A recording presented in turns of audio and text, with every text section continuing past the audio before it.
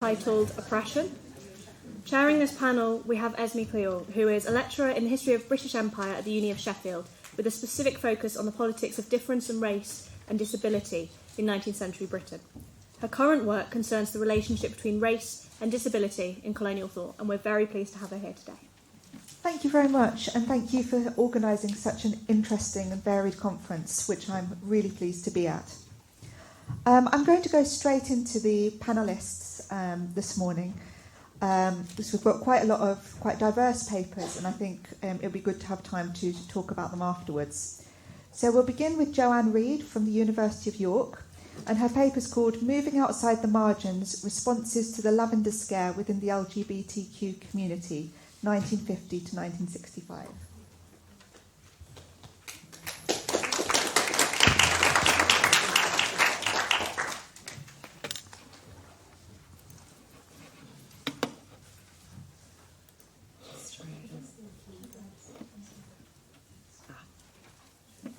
Sorry. All right, thank you so much. Thank you to Esme for that introduction, and also to Olivia and Claire for all the work you've done organising what's been a fantastic conference and will continue to be.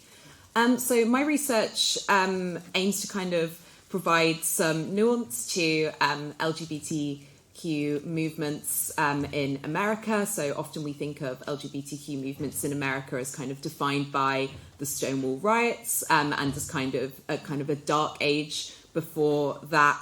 And I aim to kind of provide a connection between what oppression can mean for marginalised groups and like the periods of oppression before like liberation movements emerge as not necessarily being ones of sort of absence of action. So focusing on responses of LGBTQ people in 50s and 60s America, today I'm going to unpack something called the Lavender Scare, which is one of these episodes of oppression that LGBTQ people faced, and consider how the responses shape our understanding of liberation movements. So just quickly to introduce some context, the Lavender Scare is a term coined by David K. Johnson, so in the sort of past 15 years, used to define this period of mass firings of individuals in the federal government and bureaucracy of the United States who were suspected to be homosexual. It began during the administration of President Truman in the post-war era, and was kind of first publicly reported on in 1950. And historians have often previously associated some of this with the presence of security risks, as shown here. So this article demonstrates the sort of connection between homosexuality and communism, because it was believed that the sort of existence of sort of homosexuality as a trait made you more susceptible to blackmail, and consequently a lot of the work has been kind of has been connected to the McCarthy scare and a lot of the environment of fear created by Joseph McCarthy, rather than considering the repercussions of the Lavender Scare and the culture of oppression that it created, like for the LGBTQ community in America. And it wasn't until 1965 that public protests against these mass firings actually took place. So my research aims to look at what happened in the margins and whether people actually kind of ventured into the centre during this period, and highlighting that it's not sort of a period of silence, but one where we kind of have to uncover what happened and why this wasn't reported on as much. So the first area I'm going to tackle is kind of what these responses were, what responses in the margins were like, and some responses that ventured into the centre. And then I want to explore more broadly how sort of a lens of intersectionality can help us to understand why these responses, or the responses that we hear, are often centred towards sort of like certain individuals. So I'll be looking at the lenses of gender and class. So onto sort of the first section. Considering responses in the margins, it's obviously a case of many people sort of living in fear and recognizing that public awareness and public education was the first step, but there was also the education within communities and for people who might suddenly develop a consciousness and awareness of their homosexuality. So, for example, some individual responses that were particularly important include Donald Webster Corey's The Homosexual in America, published in 1951, and it actually directly cites documents that demonstrate that the government was actively discriminating. And Webster Corey notes that a minority retreats unto itself as a result of wide-scale societal rejection, and his account speaks to those persecuted and encourages this degree of self-awareness, but the isolation experienced meant that this was very much confined to the margins in some senses. But some individuals were also motivated to embrace and raise awareness of their plight within their own communities and their own subcultures that had started to emerge. So organisations such as the Mattershine Society and the Daughters of Bilitis created some of the first newsletters and magazines explicitly catered towards gay and lesbian readers. So, for example, here we've got the Mattershine Review, and a lot of the language in these publications were focused on this kind of internal care within communities. So some of the earlier works connected to the Mattershine Society, so there was this organisation called Bachelors Anonymous, which was sort of founded under a pseudonym by someone called Harry Hay, who then went on to form the Mattershine Society. And these organisations list things like service and welfare as a key proponent. They offer advice on what can be done to protect yourself in the workplace, or what can be done in case of arrest. And it really sparked a consciousness in a lot of people in sort of the minority groups. And in the sort of centre, we do have some very sort of occasional sources that go beyond the margins and start to emerge into the centre. So one of the earliest responses is the first known radio programme on homosexuality in America. So it was made in 1958, and it's called The Homosexual in Our Society. And it's a fairly sympathetic portrayal of homosexuality. It's a roundtable discussion, and it features Hal Cowell, who was a member and prominent speaker of the Mattershine Society, as a guest. But it's important to note that the centre and the voices that were kind of accepted within this centre had to make compromises. So it was very much presenting LGBTQ individuals as a sympathetic minority and highlighting aspects such as education of the public. And, for example, Hal Cowell states that the purpose of Mattershine is to help homosexuals accept their lot in life. So it's kind of deferring to the status quo of society rather than necessarily the active rebellion that might often be associated with the movements. And so it's really important, therefore, to consider the kind of intersections of gender, class, and other forms of identity. And I'm going to be focusing on two, firstly gender and then class, which consider, well, we've got these responses here. Why is it that we often only have quite a male-centred version of events in the centre? So when it comes to gender, key examples of oppression under the Lavender Scare have sometimes centred the male narrative, particularly in voices in newspapers or activist responses. And this kind of oppression was noted during this period in the 50s and 60s. So Del Martin, who was one of the founders of Daughters of Bilitis, famously declared at the Mattershine Convention in 1959, "What do you men know about lesbians?" as kind of a declaration that a lot of the ideas that they were putting forward about homosexuality and gay oppression were often shaped by these male perspectives. And whilst both the Daughters of Bilitis and the Mattershine Society embraced similar goals, the members of Daughters of Bilitis emphasised this need for women to have their own publications. And this is sort of similarly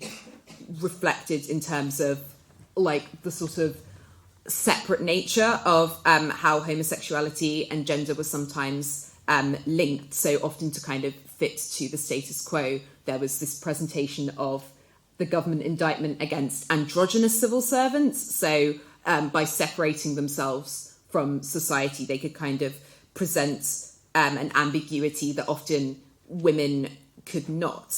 And when it comes to sort of the class divide, what I found really interesting is that the spaces that were created were often centred around this idea of professional work. So this quote from the Ladder here states, "We aren't bar hoppers, but people with steady jobs." And it kind of indicated that, so publications like the Ladder, so the Ladder was a publication of Daughters of Bilitis, indicated that the people who were responding to the Lavender Scare were often people who very much had a certain amount of class privilege and had a certain amount of ability to move between spaces within society, to present themselves as acceptable to society, and it put constraints on the radical nature of these subcultures. So sort of to conclude, it's easy to categorise LGBTQ responses as like either totally radical or as not radical enough. And I think it's important to understand the broader complexity that shaped people's identity and activism.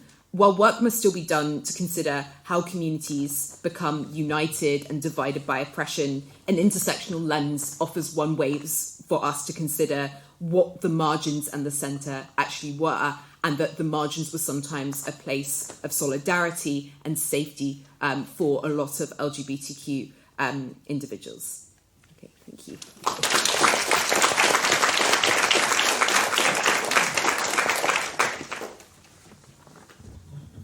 Thank you very much. The next paper is Aniska Soal, Islamic Architecture Terminology Problematized.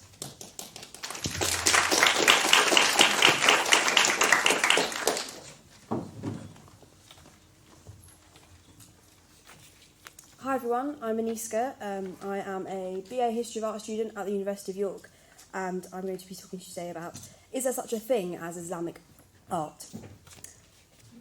This paper will argue that Islamic art is a false categorisation. Art history, plagued by Eurocentric thought, invented this religious category in the 19th century.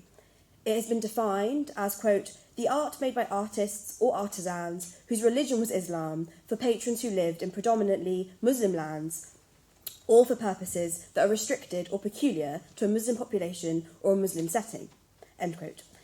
This definition makes it clear that Islamic art is a generalised term, used to encompass vast land masses, civilisations and empires. As a result, the nuanced cultural and artistic differences are lost. This hackneyed narrative, continued in the 20th century by the likes of Sheila S. Blair and Jonathan M. Bloom, separates the art made by Muslim societies from the central art historical narrative, which gives prevalence to the Western canon. Consequently, this creates a marginalisation. This essay will explore how the art historians such as Avinoam Shalem and Dana Arnold bring into focus issues of othering and generalisation such as the non-West. By using a religious categorisation, art historians imply that the religious identity of the art is the most significant part of its history. In the context of the Mughal dynasty, sophisticated readings of Mughal politics and society, written by historians such as Muzaffar Alam and Sanjay Subramaniam and Richard M. Eaton, have complicated these boundaries in the discipline of history. So, if the Mughals did not think of their empire in solely religious terms, why is art history remembering it in this way? This paper will consider how the discipline can revise its academic tendency by removing religious categorisations. Consequently, art history would present a more culturally nuanced and accurate history. Blair and Bloom advocate the need for an introductory textbook on Islamic art, suggesting that it is a valid categorisation. They argue that the established historiography does not present students with a comprehensive guide. The mere fact that they recognise the need for a textbook within the discipline is illustrative of a far greater issue. Their proposed textbook would suggest that the Moors, the Mughals and the Safavids, along with other empires, are not significant enough to be taught separately. Instead, the most important factor is their shared religious beliefs. Blair and Bloom add that they wish to present students with a coherent narrative. While the artistic forms adopted by empires share similarities, for example, the development of architectural palace sites, their separate evolutions are neglected, and so it appears as though they are one of the same. Interestingly, art history has not fashioned a Christian art category. If the art history of Europe were to be taught in this manner, the individual modes of expression by architects in, for example, Renaissance Italy and Elizabethan Britain would be lost. Art historians would attempt to make vague comments on the use of Ionic columns in both Villa La Rotonda in Vicenza and Lyme Park in Derbyshire.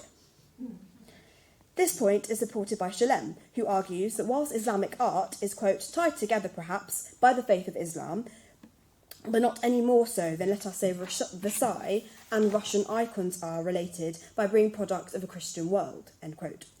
Consequently, the discipline has minimised geographical lands, which span from Spain to India, as one entity.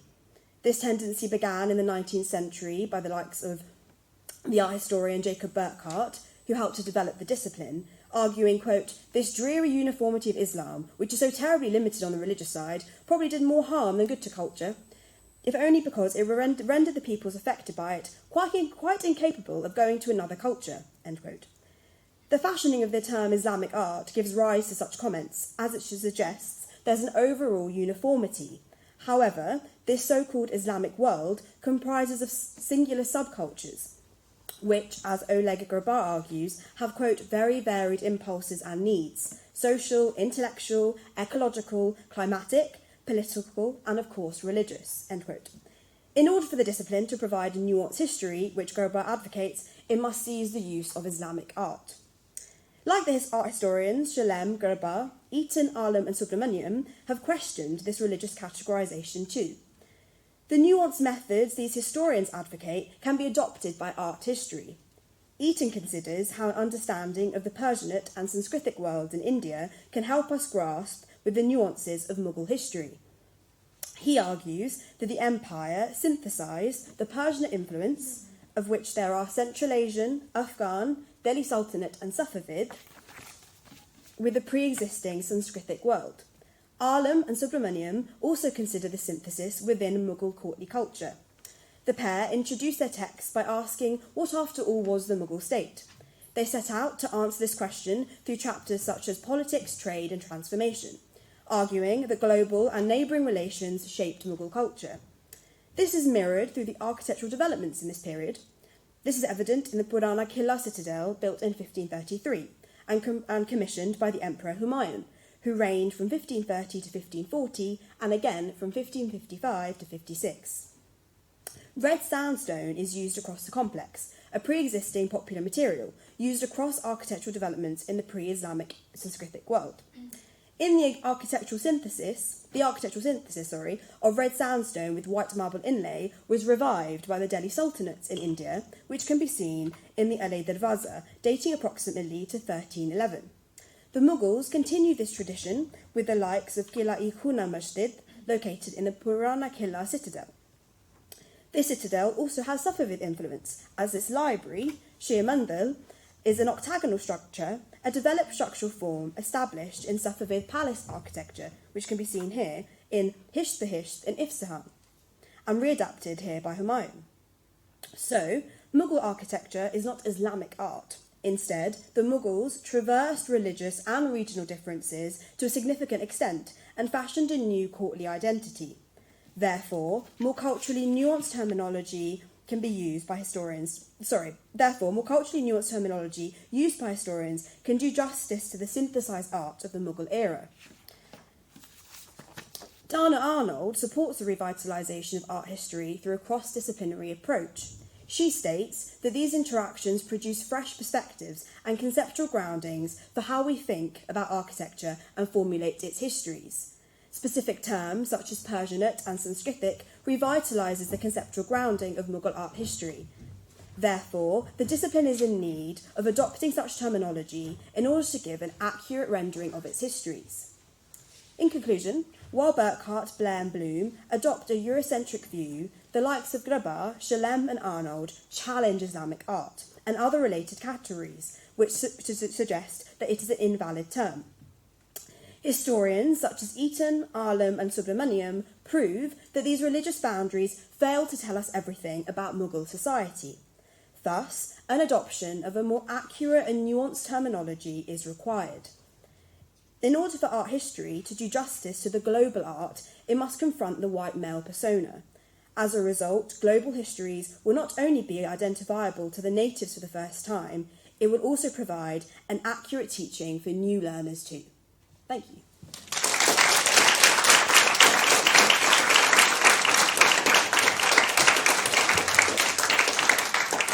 Thank you very much, Niska. The next paper is by Clara Thomas from Swansea University and is entitled Disability During the Protestant Reformation, the Development of Social Welfare Policies in 16th Century Norwich.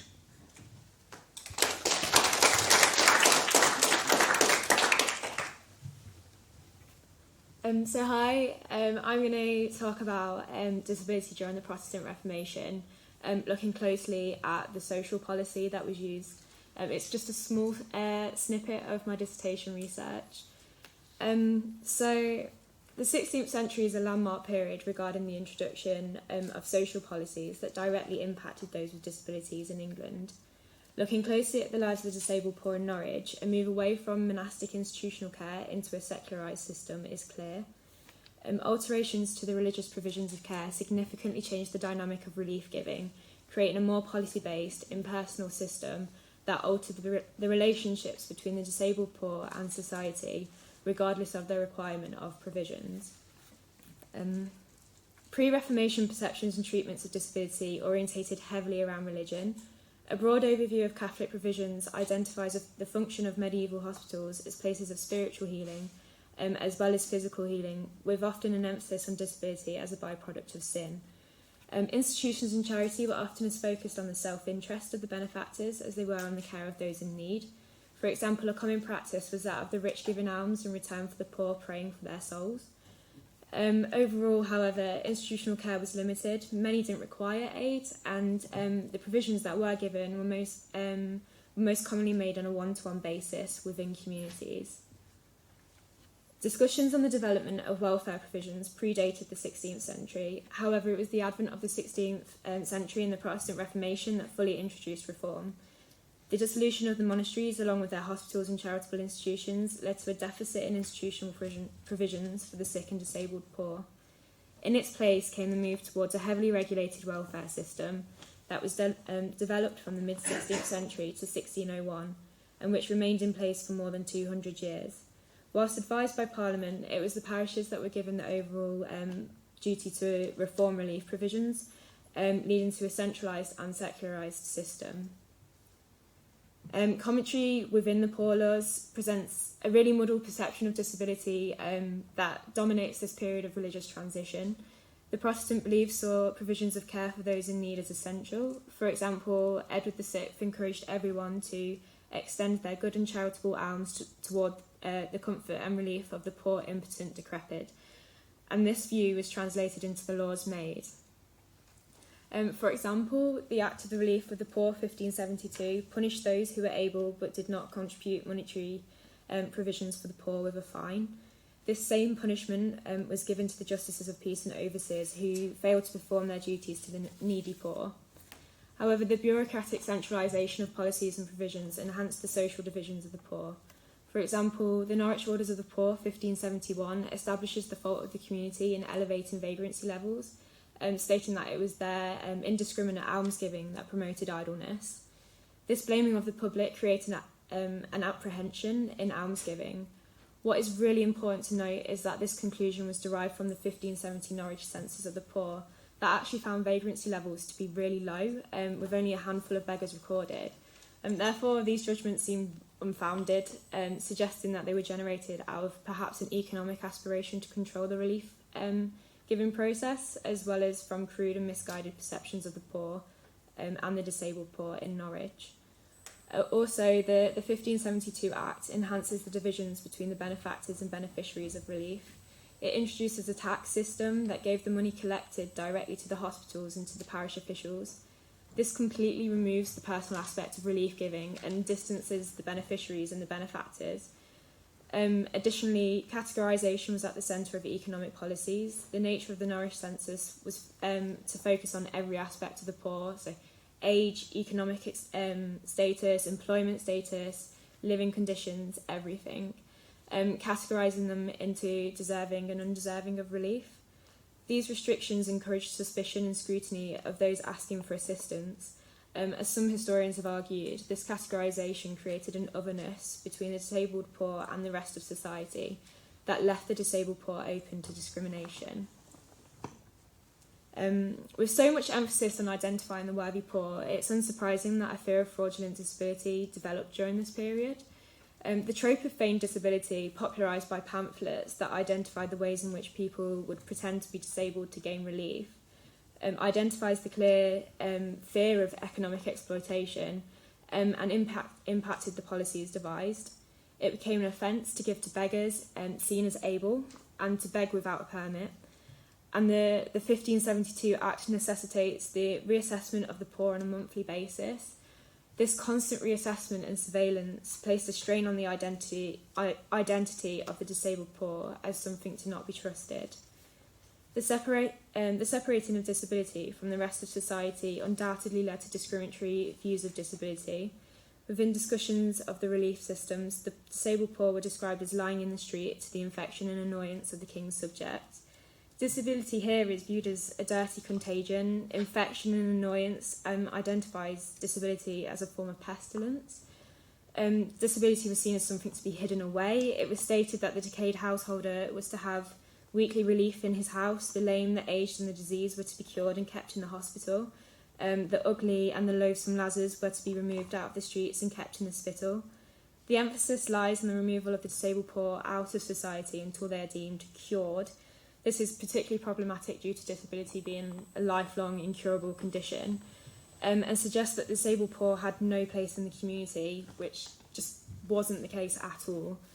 The Norwich Orders suggest that disability was the result of immoral lifestyles and chosen vagrancy that resulted in their flesh being eaten with vermin and corrupt diseases until they were past remedy. Here, the relation of incurable illness to immoral behaviour is not dissimilar to the Catholic rhetoric of disability as a result of sin. Similarly, the disabled poor were described as wretched, hideous monsters on whom scarcely for horror any eye dare look, placing them as simultaneously objects of pity and something to be feared. Thus, the disabled poor were seen in a very contradictory way. These contradictions stem from the cohesion of religion and parliamentary policy that created a view of those with disabilities being objects of pity, pestilence, corruption and fraudulency. What is clear is that these perceptions were not reflected of the lives of the disabled poor. The Norwich Census highlights many of these errors and perceptions. Whilst the poor law regulations look closely at hospitals as the main welfare providing institutions, the Norwich Census mentioned the hospital as treatment for only 10 of the 150 sick and disabled poor. The majority live with family, friends or spouses, with the 3 disabled poor to go to hospital being elderly female widows living on their own. There are numerous cases of symbiotic relationships, such as a blind man and a fatherless child that led him, and a large number of the disabled poor worked, with one 80-year-old described as a lame woman that spin wool. The largest form of relief was monetary provisions, with 33 households receiving this form of care, but less than a third of all of the sick and disabled poor were receiving welfare provisions, and it's therefore really incredibly difficult to understand much of the hysteria that was present in these policies, as the majority aided themselves or looked to family and friends for help. Most importantly, the majority were described as able, despite being labelled as having some sort of disability, and therefore did not qualify in receiving help. It is therefore apparent that the perceptions of the policymakers did not reflect the lives of the disabled poor, and that the fears of disability were generated for and by these policies. Overall, the 16th century saw many significant changes in the perceptions of and provisions for disability. With the case of Norwich, although most of the disabled poor did not require relief, the policies devised were not reflective of the needs of the disabled poor and ultimately negatively impacted the ways that disability was viewed. Overall, the policies separated the disabled poor from the rest of society through categorisation and generated heavy scrutiny, suspicion and judgment.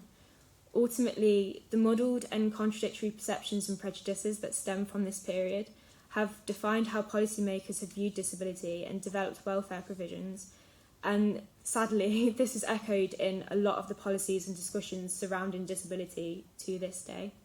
Thank you.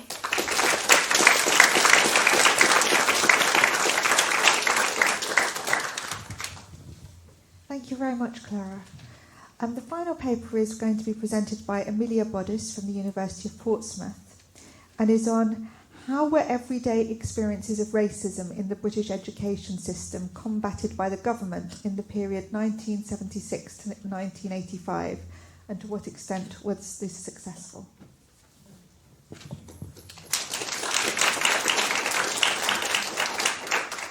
Yeah, sorry about the mouthfulness of the question.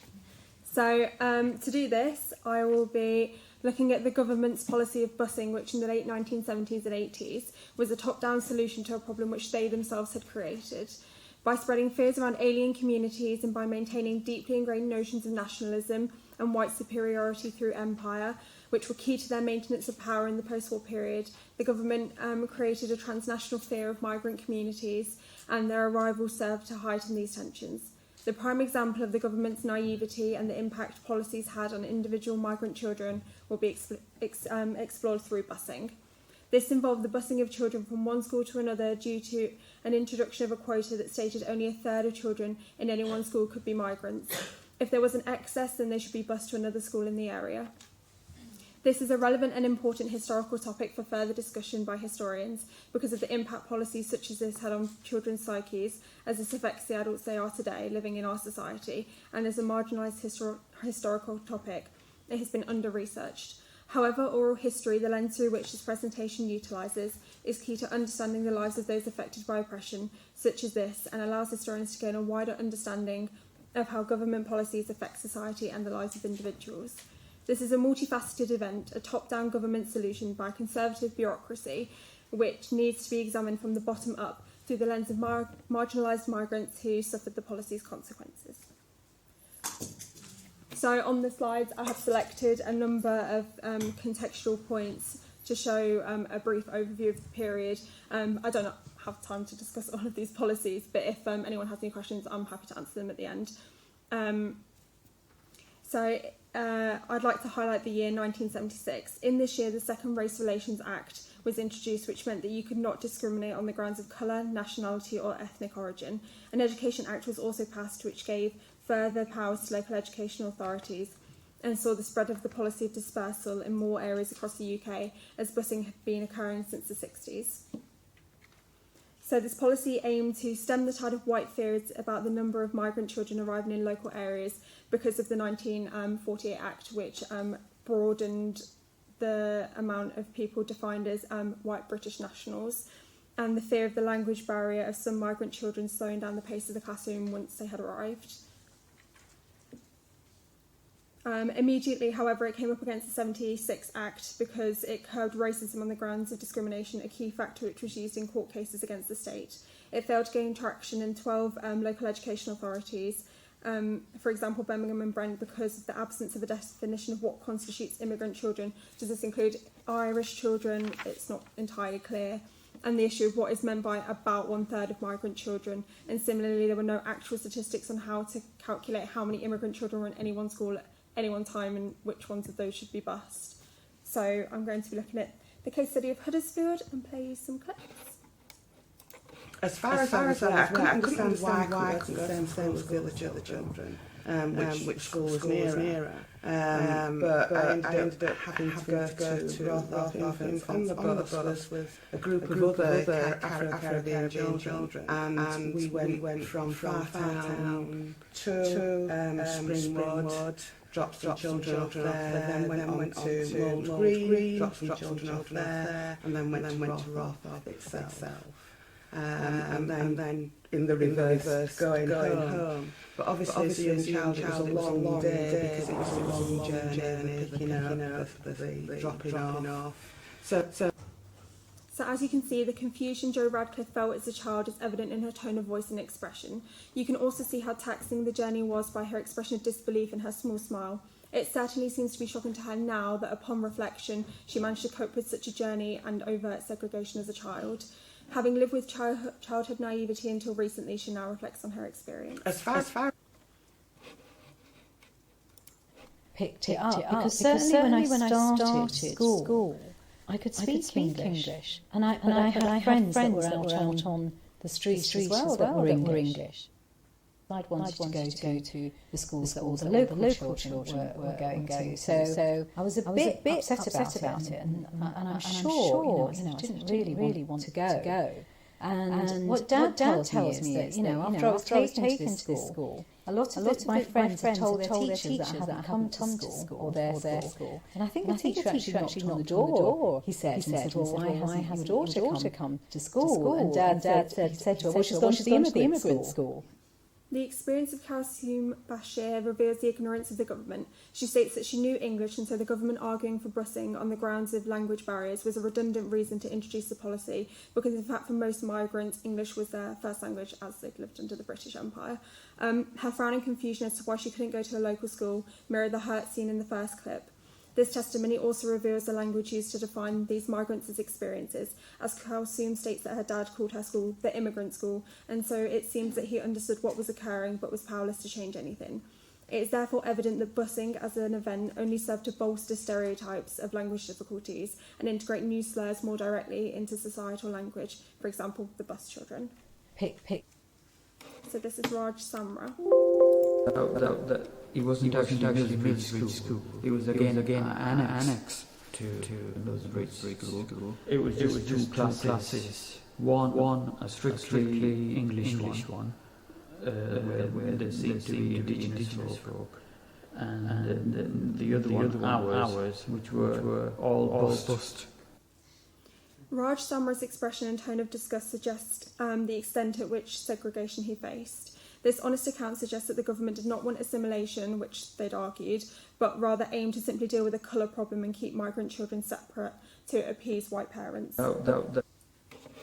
He goes on to state... The schooling, I think, as my kids were in nursery, it felt a bit like that. We weren't really pushed. We weren't really encouraged that much. I think there were minimal effort to educate us. This clip adds a new gravity to the experience of migrant children, as Raj now has the perspective of a parent. The fact that he states with a serious expression that there was no effort made to educate them is really upsetting to him now as a parent, and he seems to have some resentment for this fact, and this is clear in his frown. By examining other areas such as Ealing and Bradford, it is clear to see the nationwide impact of the policy of dispersal. Ealing was chosen because it was close to Heathrow and therefore ideal. Simrat Maan was interviewed as part of the South Asian project in Gunnersby, and although sharing some similar experiences to those children who lived in Huddersfield, he highlights the impact of the segregation which was created by busing and how it was further emphasised by the tardiness of the students. They say, "You were never at school before the start of the day. You would always come in late and be sort of sneaking in at the back." The use of the adjective sneaking suggests a reluctance of the students involved to be seen or heard because of the negative consequences of being seen. They seem to have wanted to hide away because of embarrassment or fear, which adds to the tensions already being experienced by migrants at the time. Indeed, as Brett Beber points out, due to mechanical problems with coaches and traffic, students were often tardy and chastened for it. Sylvie Michael found her own community on the bus, which gave her a little buzz, as getting together with all of the same amount of people, the same kind of people allowed her to find a sense of unity and belonging in a wider society that were often very hostile to people like her. Thus, there is a sense that some children trying to find light within an awful situation. These oral history projects from both Huddersfield and Ealing suggest to historians that these experiences are part of a wider community memory which helps to shape identities of groups. These testimonies can be supplemented with an analysis of newspapers on the time to show contemporary arguments. For example, the experiences of children from Ealing are highlighted in the Daily Mail publications of the time, which explain that as of 1978, 1,900 Asian students are involved. Community relations were not being improved, with Asian students being called the bus children. Another issue confirms that the long days which Joe Radcliffe suffered, stating some children aged only 5 are having to leave home at 7:30 and will only return anywhere between 3:55 and 4:30. It goes on to argue that they didn't need to go to a predominantly English school to absorb the English culture. They could do so from community events or from making friends with their neighbours, and so this makes the policy redundant when you look at the lives of contemporaries. So overall, it is evident that everyday experiences of racism in the education system remained in the period, despite the government's attempts to resolve these issues. The Swan Report was conducted in 1986 and was titled Education for All and called for inclusive multiculturalism. It recommended racial awareness training as a way of correcting cultural misunderstandings. This in and of itself suggests that despite the government's attempts to combat racism, it is still an issue up until the present day. Some newspapers as recent as last year have been reporting on the issue of black and ethnic minority attainment gaps in universities when compared to white British nationals. Universities UK and the National Union of Students have reported a 13% gap between white and BME students when achieving a first or upper second class degree classification. Universities UK worked with 99 universities in 6 regional roundtable sessions and came up with 5 steps which universities must take to become more racially diverse. Number 3, arguably, in my opinion, is the most important. This suggests that universities should develop racially diverse and inclusive environments. This will allow for more understanding and acceptance across university campuses nationwide. This is not the first nor the last attempt by local communities and the government to tackle these issues, but hopefully their job will be made a little easier by conferences such as this.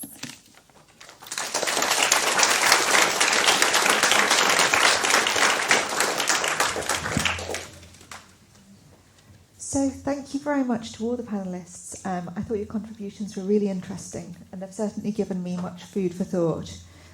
I've been asked to pull together a few themes that emerged in the panel we've just heard, even though the papers are quite diverse. I'm going to try and do this before opening it up to questions. So the title of the panel was Oppression, and one of the themes that emerged from the papers, I thought, was the different ways in which oppression can manifest itself. So through her research on the Lavender Scare, Joanne looked at a direct form of persecution, the dismissal of LGBTQ members of the US government service. The kind of oppression that Aniska examined took a more epistemological form as she looked at how the nuances between the chronologies and geographies of areas are completely lost when encompassed under the wide label of Islamic art. One way of reading Clara's paper is that in focusing on the welfare provision, we can see the oppressive power of poverty, which shaped and continues to shape the lives of many disabled people. This can be seen in terms of loss of earnings as well as outright discrimination. Amelia's paper also looked at discriminatory policies, supposedly justified through migration status, and particularly ability to speak English. So the panel made me think about the meanings of oppression for our discussions of marginalised histories.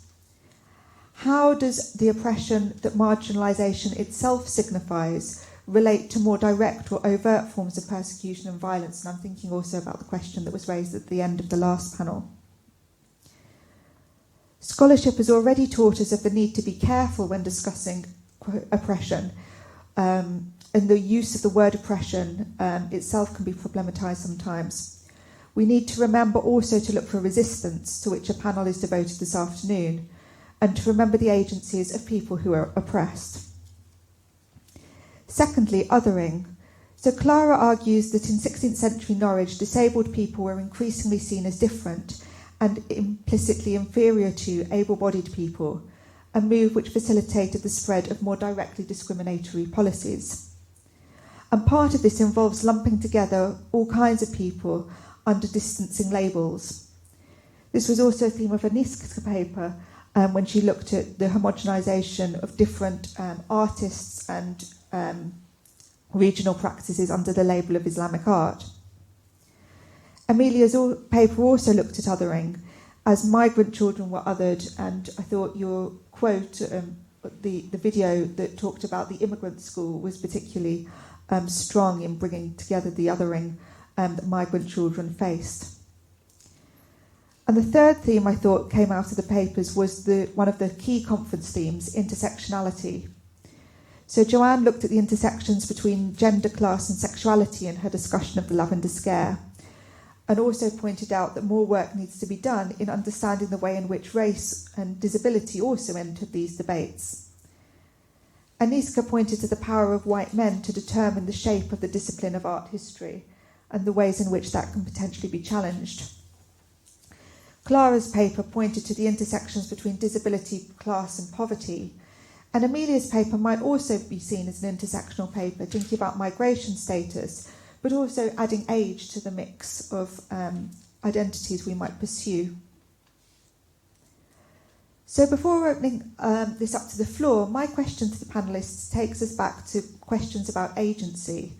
And I'd like to ask each panellist whether they can say more about the people they're researching, whether that be the lives of people oppressed by racial, cultural or ableist practices, or those of people we might consider to be doing the oppressing, or on those who occupied the grey spaces in between. I'm asking this because whilst I think each of you suggested in different ways that thinking about oppression intersectionally involves thinking about practices that are structural, I think we also have to keep in mind the individual responses and individual experiences of people affected. So maybe each of you could say a bit more about the people you're researching, about the migrant children or the disabled recipients of welfare provision, or about the Muslim artists or LGBT activists that you've researched.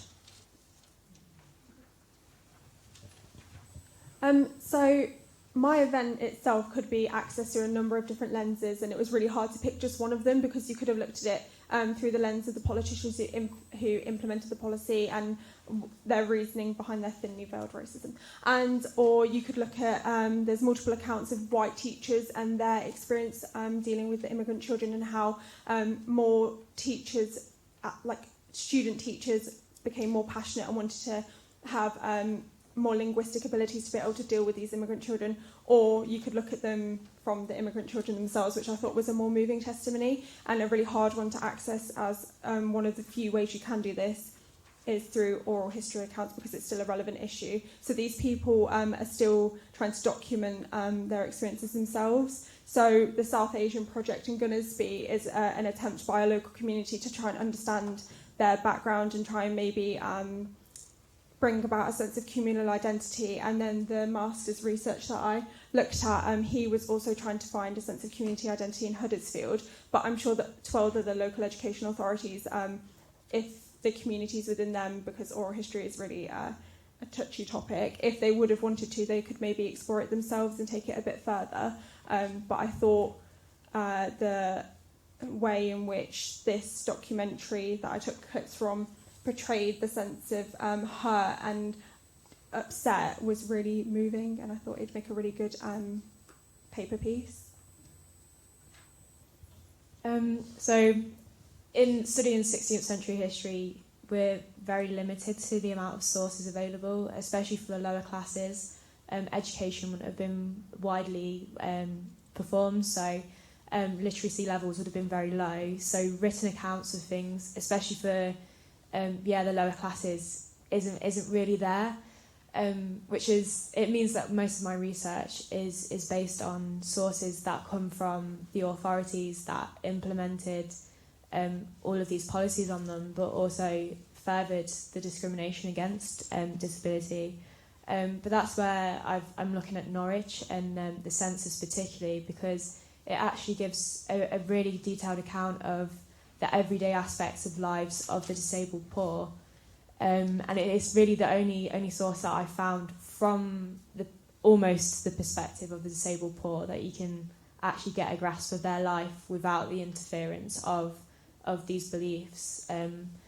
But I'm also looking, obviously, the acts and provisions mentioned are all based on how these elite politicians and members of the clergy and members of society viewed disability and how they thought it needed to be cared for or changed or guarded, and that's why compared to the lives of the disabled poor, it's such a different alternative. Like what they propose and what they suggest was actually the case isn't. So I'm fortunate that my research can focus on two different viewpoints, but at the same time it is still viewed from the more like a non-disabled elitist view, and that's problematic in itself and problematic for many of the histories that predate the 18th century really for disability. Thank you.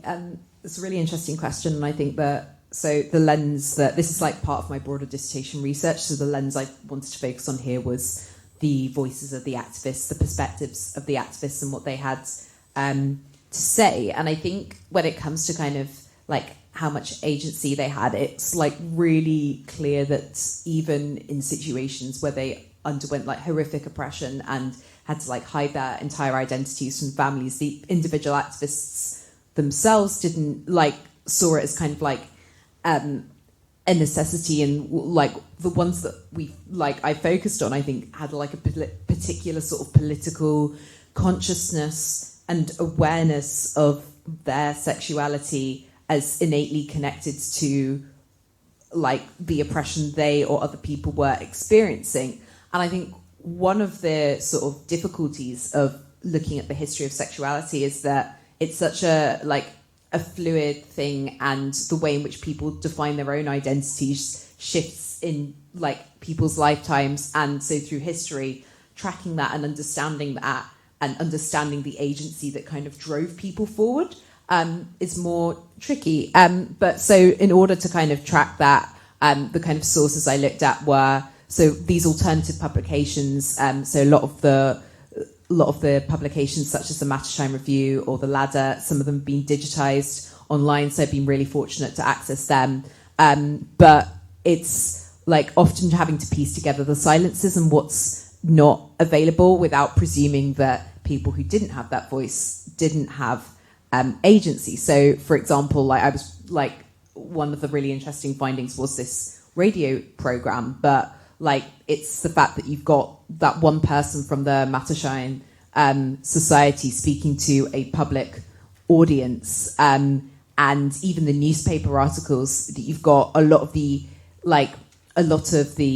agency that people had depended on who was kind of willing to give them a voice and who wanted to hear their voice. And I think the other side of it, of course, is kind of how agency was affected by sort of internalized oppression, which I hadn't really had the chance to explore as much, but I found really, really interesting. So the book that I mentioned, The Homosexual in America by Donald Webster Corey.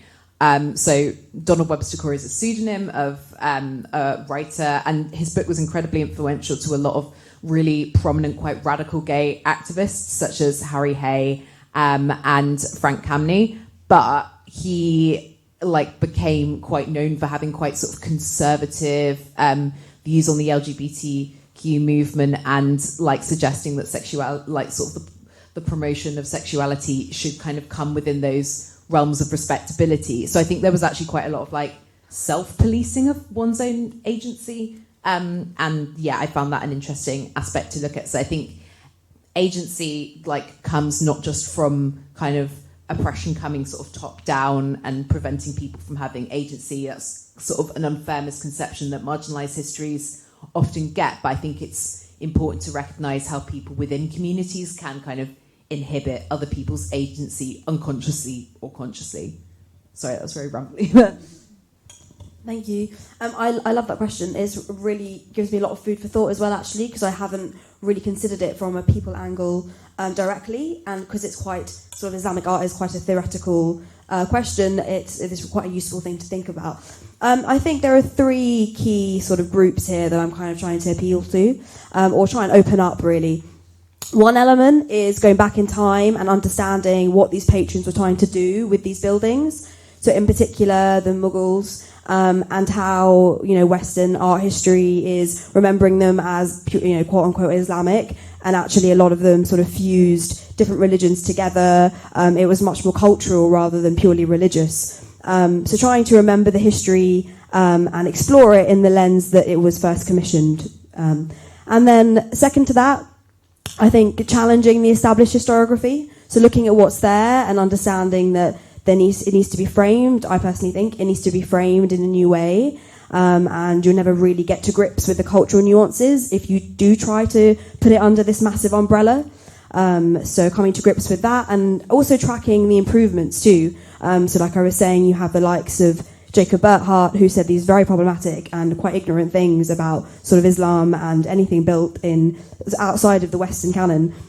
So challenging that and also seeing the developments, which could be a lot quicker, I think, but it's good to see that something is there with the likes of Shalem and other people who are starting to slowly challenge that as well. So placing my research in this wider historiography.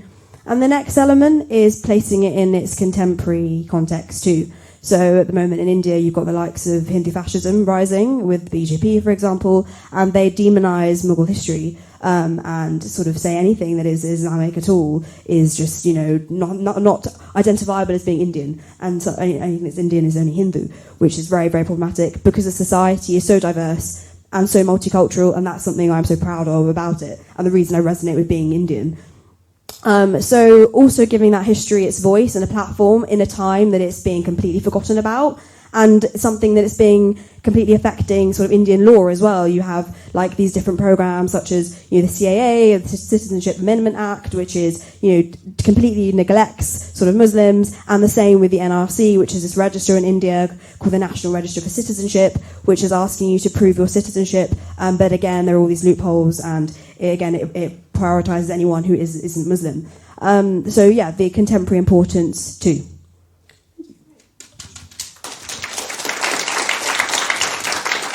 Thank you very much for your thoughtful answers. Let's open it up to the floor and see who's got.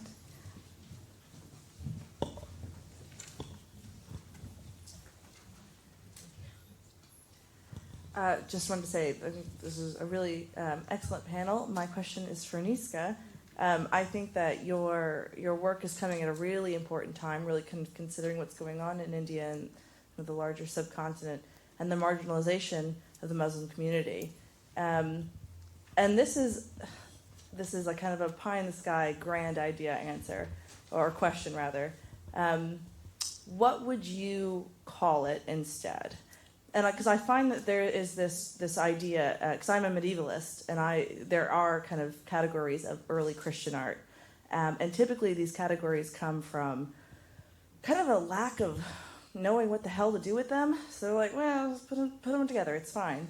So I wonder then if increased specificity might be. I'm just curious what your take on how, if you could, in a kind of a perfect situation, how would you solve the problem of the kind of overall generalization of this term? Great question. It's actually something I'm working on, so that is really fitting. So this work is actually going towards a master's in modern South Asian studies, and my aim is to come back to art history with the new approach and see how it takes it, really. But I think studying it for what it is, rather than adding a categorization that doesn't actually exist. Like when people commission these buildings, they didn't think of them as Islamic, which is a massive problem. You can't create a category that isn't there and originally. Like, how does that make any sense? So I think breaking it down first geographically and going, okay, I have lectures at the moment which kind of say, okay, we're going to look at Islamic art. Okay, well, there's this massive problem of spanning, like I said, from Spain to India. So first focusing geographically, and let's start with South Asia, because that's what my focus is on. So let's say you start looking at South Asia first, and then the nuances within that. So you maybe look at it through dynasties, and you go, we'll look at the Mughals, and we'll look at the Delhi Sultanates, and then we'll track it and see the evolution. Because within that, there are so many different fusions as well, like I was saying. There's influence from Central Asia, from Afghanistan, but if you put it under this massive blanket term, you're not giving it the time to breathe and understand these links properly within one context. So that, and then doing exactly the same thing with other histories as well. So let's say you're looking at the Moors and looking at them in exactly the same way, geographically, when they migrated, what happened there, and giving, again, that time to breathe too. I think what's really important is understanding that the history of art as a discipline is very, very problematic, and it does not give proper guidance or proper teaching to anything that comes out of the West, really. And for me to really grapple with this properly, I'm doing a master's which isn't even in history of art, which is quite telling. It's in modern South Asian studies, and so I can understand the context better and then come back to history of art. Because in our lectures and seminars, we don't get taught about the context. You'll have one line. You'll be like, oh, yes, so Hermione ruled here. Okay, great. What more? Like, tell me, let me understand why he commissioned this building. I don't know anything about the Mughal Empire, whatever. That's all my own research. And I think it's quite fitting when when our exam came through, I only felt confident in answering the Mughal question because my research is on that. And in this paper, it had questions from Spain all the way to India. And the teaching, in my opinion, was interesting architecturally, but contextually, I think personally, it needed a little bit more to really help me understand it properly.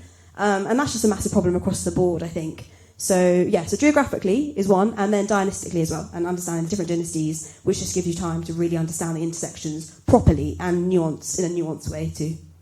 Hope that answers your question somehow.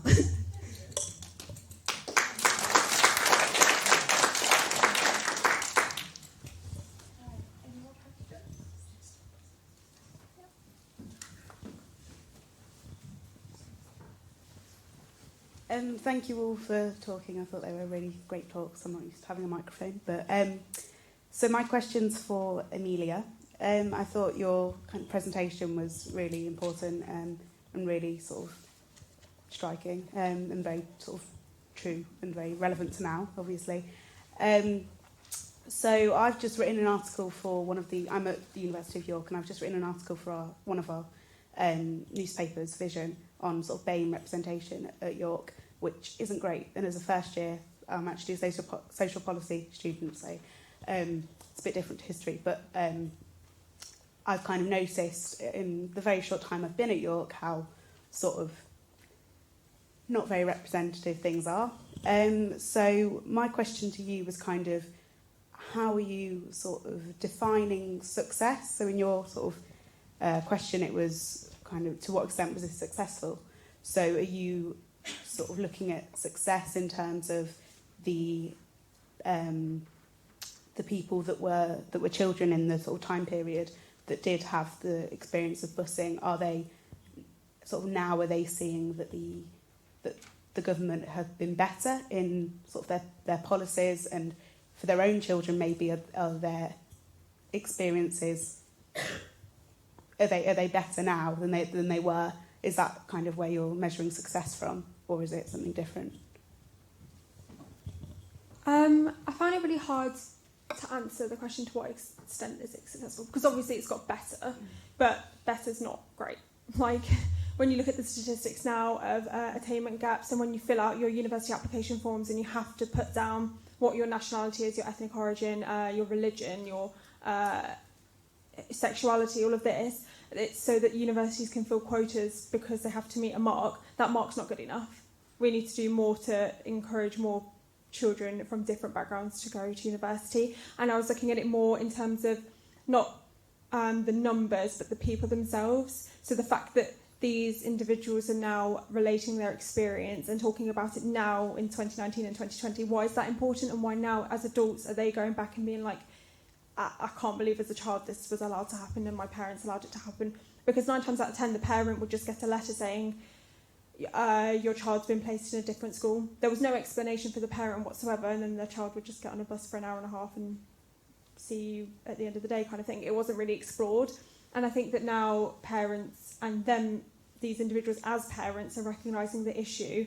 And me at university, I'm looking around, and in my class I maybe have one person of colour, or I just don't really see the representation. I come from Portsmouth, and that's a port town, and our representation may be better than average or whatever. I don't really know exactly what it is, but I know that there's still an issue, and I think that universities should do more in terms of appealing to different people with different backgrounds, and maybe even the universities' unions having different societies of people, or like different groups, and appealing to them would be really interesting, because I don't think that there's enough being done. So I think it's success in terms of the individuals and how they're relating to universities and their experience, or even to primary school and their experiences there. If you see what I mean? If that makes sense. Thank you. I also have a question for Amelia. I just wonder, you were studying you said the parents, they just got letters, but the parents actually in Ealing anyway, I'm pretty certain they had a response that they organised together. I'm pretty sure that they did. Are you looking at what the parents did, the sort of, the organisations they started and the fight back? Because I think is that part of your research? I'm going to be honest. I was my dissertation's on Elizabethan religion, so in terms of special subjects, so I did a module in my first term that was on racism and anti-racism in the post-war period, and I answered a question on, I can't remember what my question was, and basically in one of the lecture slides this was briefly mentioned, and I thought, oh, there needs to be more research done on that, and then the opportunity for the conference came up, so obviously I wrote a paper on it, but I haven't looked into it further, but maybe that's something I could do, and I understand that it should be respected.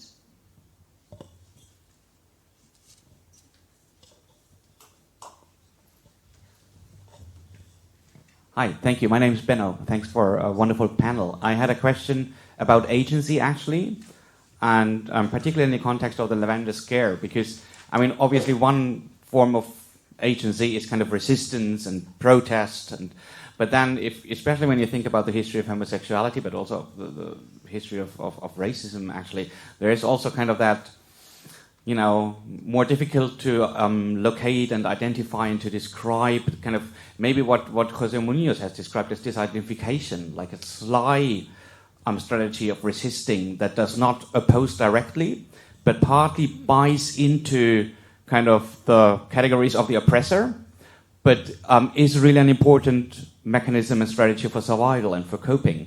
So kind of where are the women who kind of in different ways integrated the same-sex desire in their life as wives and mothers, right? I know that that's often very impossible to locate that, you know, historically looking back, but I just wanted to raise that question, kind of what are these other potential locations and strategies of survival and of disidentifying, maybe? Yeah, thank you. That's a fantastic question. And yeah, it's not one that I've had as much time to explore, but would absolutely love to, because I think that you're absolutely right, is that with some forms of resistance and reactions to oppression, there does come this sort of way of buying into categories like a mechanism of kind of societal oppression. And I think that kind of, yeah, what I found interesting when reading through these issues of The Ladder, which is this like lesbian publication, was that a lot of kind of the advice and understanding given was based on this idea of an appropriate sense of dress and conduct, which kind of implied and recognised their presence as sort of wives and mothers and their kind of existence within societal boundaries, particularly in 50s and 60s America, which had this strong idea of women as homemakers. So I think it's important to recognise that survival was this form of agency for them. And yeah, absolutely, I think that's like really important there. And like, I think the other side of things is that like a lot of work on like that hasn't perhaps like that I hadn't had the chance to touch on thinks about sort of the other side of it, are kind of like working class women who like didn't quite fit within some of these categories of identities, whose sort of subculture was sort of based around like bars and about socializing there, which was something that like sort of middle class women who fit this idea and stereotype of like the homemaker or of sort of working professionals as part of these kind of government agencies were able to fulfill. So I think definitely like fitting into this societal stereotype was easier for some gay and lesbian individuals than others, and like even sort of within sort of the research that has been done, it's kind of hard to pinpoint different categories there. So that's sort of a rambly answer to the fact that, yeah, I think that it's absolutely key to kind of understanding like oppression in terms of like how resistance, like how big a priority was resistance. Because I mean, for some it was just kind of getting through day-to-day life and kind of surviving within their own position, and resistance was kind of a form of subversion that not everyone was able to be open and out about. Yeah.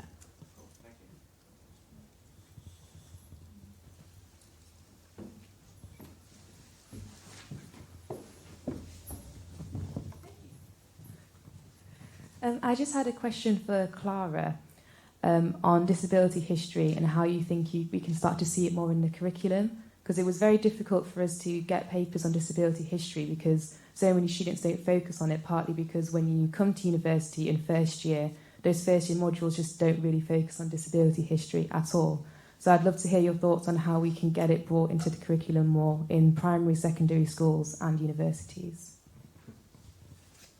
Yeah, it's a massive problem.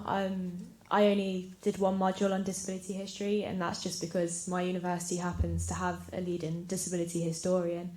And the amount of people in that lecture was tiny. It was a second year one, so you expect it to be relatively big, and there was about 10 of us. There just doesn't seem to be an interest in it. And I think, you can get that interest in disability history if you start the interest at a lower level. I don't think people think it's a thing that can be studied.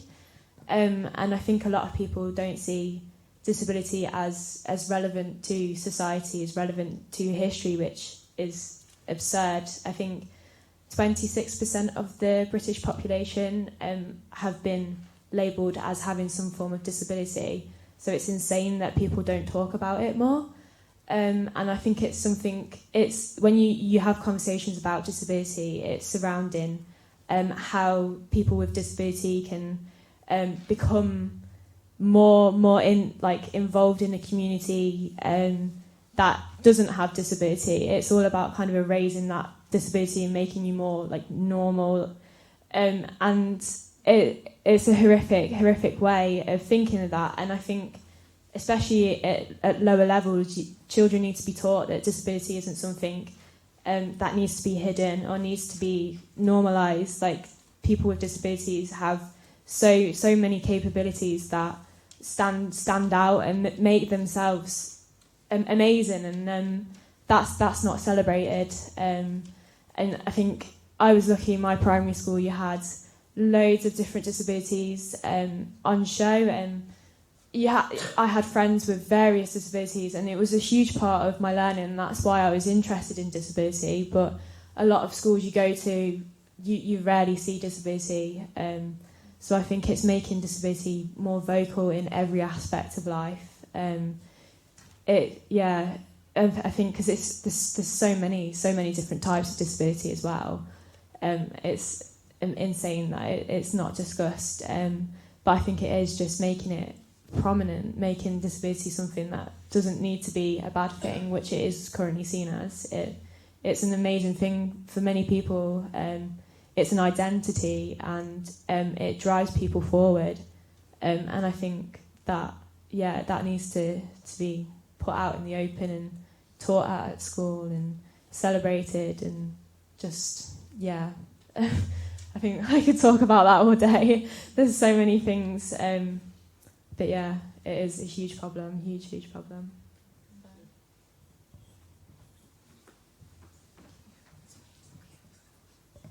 Hi, me again, everyone. No sneeze this time.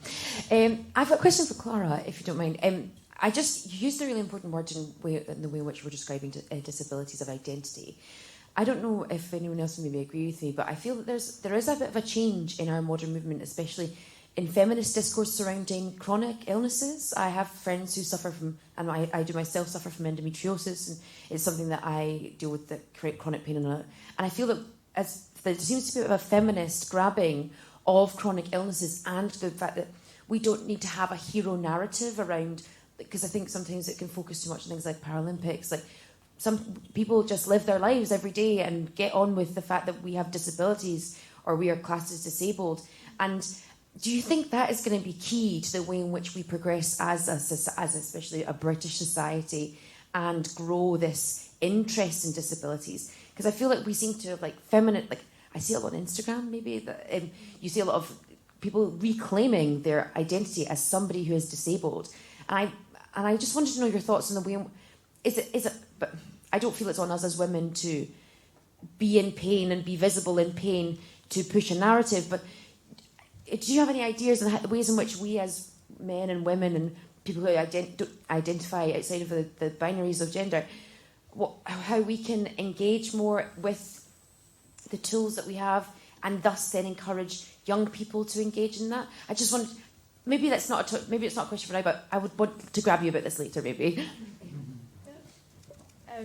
I too have seen that, especially Instagram. If you look at, there's quite a lot of different chronic illness and disability kind of communities being formed, and a lot of them centre around female chronic illness and disability, and also LGBT plus disability. I find that very interesting.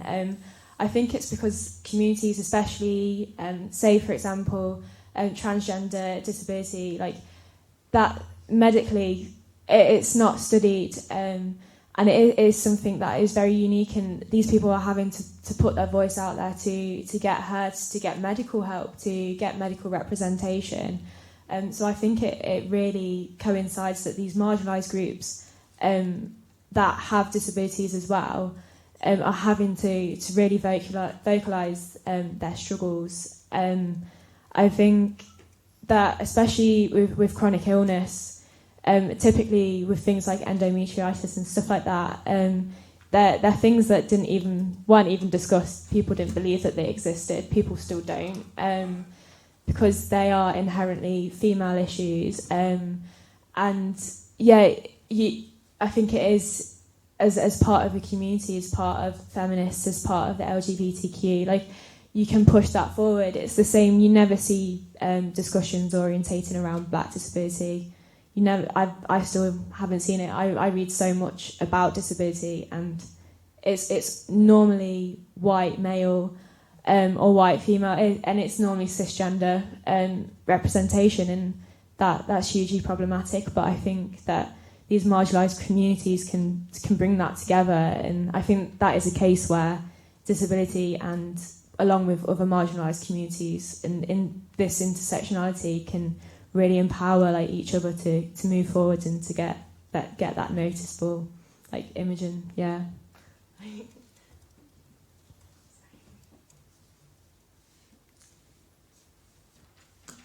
can't see any questions. Oh, yes, one. Go ahead. My question's for Amelia. First, the reason I'm asking this question is because you brought up the BME attainment gap at the end, and there has been a lot of rhetoric about, how do we address this? And what's really interesting is actually black students are more likely to participate in higher education than white students now, and this idea of like putting more people in to an institution is not like the representation discourse.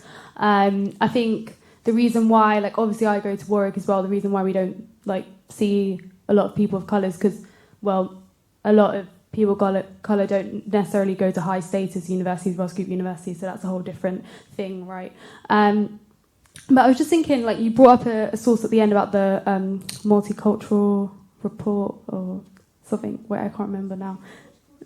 Yeah, about multiculturalism. So just thinking if you could expand on how these discourses of multiculturalism and representation, if you can see any legacies of that in the post-war period up until now, about how we're talking about attainment and students of colour in the British education system. So there's actually a really big historiographical debate in the post-war period about inclusive multiculturalism as a field and assimilation as a field, and which one's better and which one we should hope for. But you can see that there are trends from the post-war period to now with both. So I feel like personally inclusive multiculturalism, although a thinly veiled attempt at assimilation, I feel like that's better than assimilation, because assimilation is putting aside your differences and to try to fit in with the norm, like a cookie-cutter approach to fitting in, whereas inclusive multiculturalism accepts that there are differences and teaches others about the differences that you have, so your backgrounds and your language, and teaching it in primary school and high school and then up to university. And I feel like that's a better approach, and you can see both now, but historians today are still arguing about which one's a better approach, assimilation or multiculturalism, and which one the government wanted. And I feel like universities now are more inclusively multicultural, but they've still not got it. You see what I mean? Does that make sense? Okay.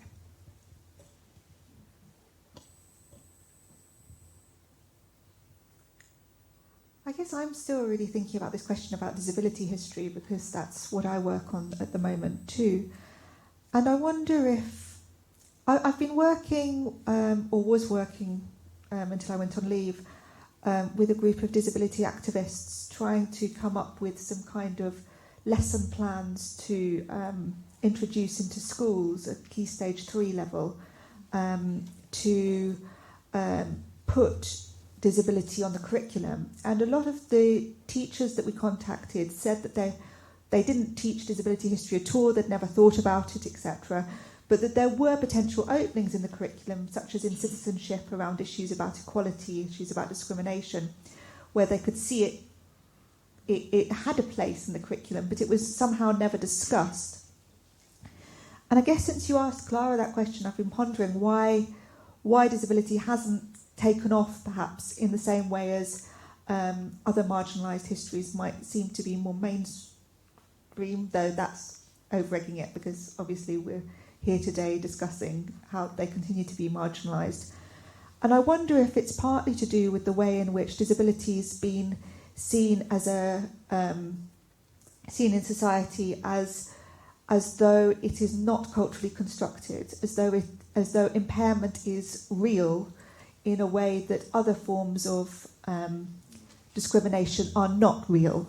And I'd want to put all of these terms in quotation marks, because I do think there's a very problematic relationship, and there's a huge dispute in disability studies about the so-called reality or non-reality of impairment, and the divisions between the medical model and the social model of impairment, and people making alternative arguments saying, well, pain is real, so how is it going to be discussed? But I think that it shows that more work needs to be done in terms of discussing how we deal with such a complex phenomenon as disability that manifests itself so differently in different people. We're talking about chronic illness, about the gendering of that. We've been talking about the kind of feigning of disability in the discussions that Clara brought up. And I think that it's a really complex, thorny issue.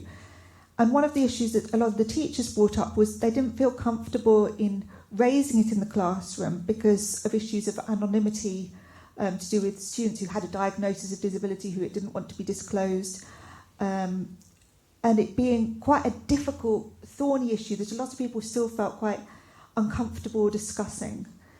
So I just wondered if some of that discomfort plays into why it's still very marginal, even within marginalised histories.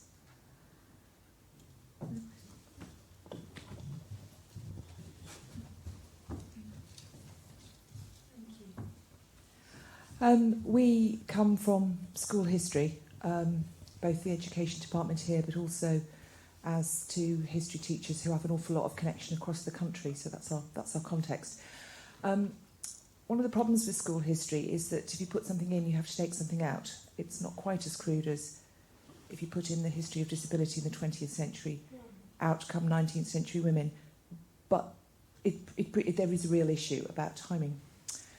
You'll probably be interested to know, I hope, that there's quite a lot of work gone on in relation to the history of disability in schools this last couple of years. So both at the Historical Association Conference, for example, which is attended by a large number of history teachers, about 3,000 history teachers out of about the 9,000 in the country are actively engaged in the HA and receive the journal Teaching History, etc.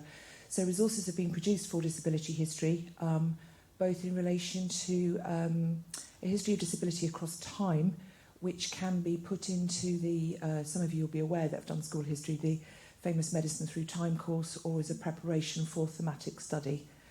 But also writing up the story of people who are part of the disabled past, but also that teachers can then use within other topics. So, for example, if teaching the abolition of slavery, the story of Benjamin Lay, a person who was a dwarf, and also things like if you're studying the Black Civil Rights and the Cold War, then the issue of the Capitol Crawl. So those sorts of stories have been added in.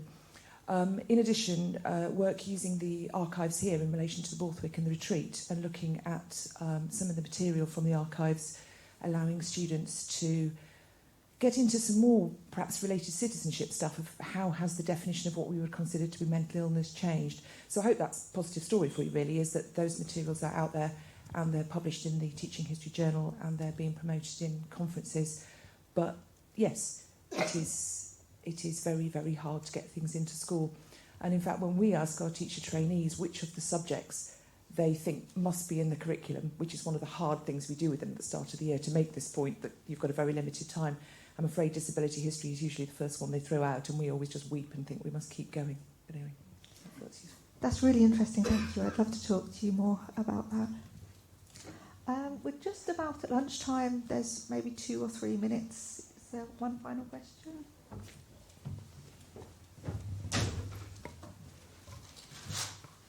Thank you. I'd just like to add to this discussion really by saying that I've been working in the field of slavery and abolition for a long time now, and we work with teachers, and there are real concerns about teaching race, just as there are about teaching disability, and it's to do with all the emotion that that's engendered in the classroom when these topics come up. They are very, very difficult and delicate issues to deal with.